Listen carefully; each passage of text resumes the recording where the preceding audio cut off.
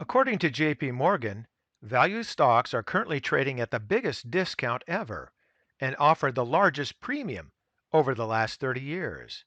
Now, this should make Warren Buffett very happy. So, let's take a look.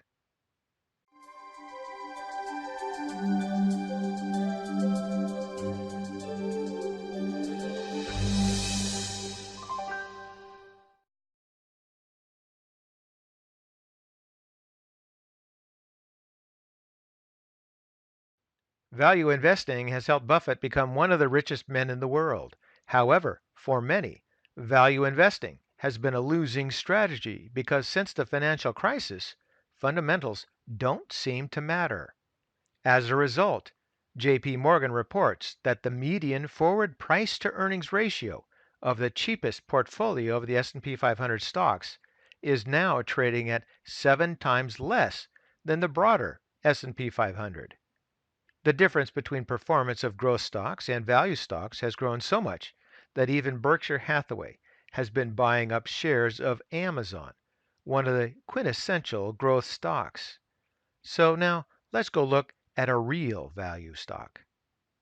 An example of a value stock is CVS Health, which is trading near its 52-week low of $51.72 per share.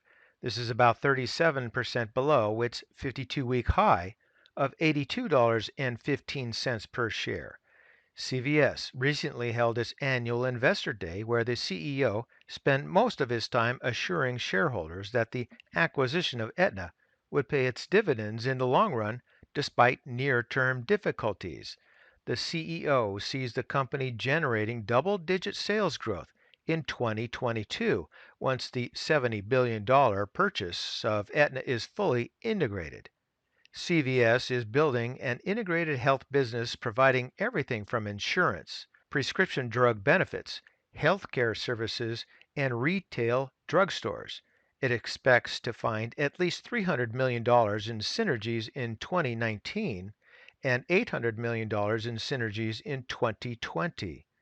You may or may not be a fan of large acquisitions, but given how incredibly dysfunctional the U.S. healthcare sector is, anything that reduces the cost while maintaining profitability is bound to do well in the long run. So now let's go take a look at our charts. So now we're looking at the 20-year monthly chart on CVS Health Corp, and the symbol is CVS. For disclosure purposes, I do not hold any shares of CVS at this time. Looking at the chart, we had the all-time high there in mid-2015, but since then, it's been all downward. Here we are at 54.49 at the recent close on Friday, and it seems to have set somewhat of a little bottom here just above the 200 EMA. Moving down into the MACD, we can see that there again was a top in 2015 with a very long decline all the way through here to the current time frame. But you can see that it's attempting to bottom or base in the last, say, year or so. Now we're at a -5, which is relatively weak, and that's the weakest it's been for over 20 years. However, I definitely see a divergence. Let's go back up to the price chart. See, the price chart here still shows an upward trend, even going back to 2009. That upward trend is a divergence that I see compared to the MACD. And I think that the MACD is trying to base and bottom here, which makes this a very attractive stock. Looking at the histogram, once again, that very negative bottom here in late 2016, 2017 has improved dramatically. At the same time, price rate of change has done a very long basing pattern here. And it does look like it wants to try to head up. It's not quite up to that zero or midline, but I think it's going to make that attempt successful sometime in the next quarter or two at most. Looking at the relative strength index, we're at a relatively weak 34.80 measure. And again, that's weak. But going back in these time frames here, 2001, 2009, and then there in late 2016, we have done some improvement. Looking here at stochastics, That has somewhat of an outlier compared to the other oscillators.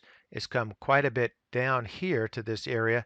Hasn't been this low since 2001 through 2003. However, watch this as it performs a basing pattern here. I think that's what's going to happen. Volume is kicking up. There might be some selling volume in there, but I don't think there's any red flags.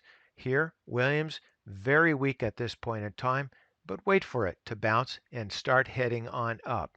And if it does start to head up on those oscillators and you start seeing a basing pattern here in the price chart, then you know you have a pretty attractive candidate.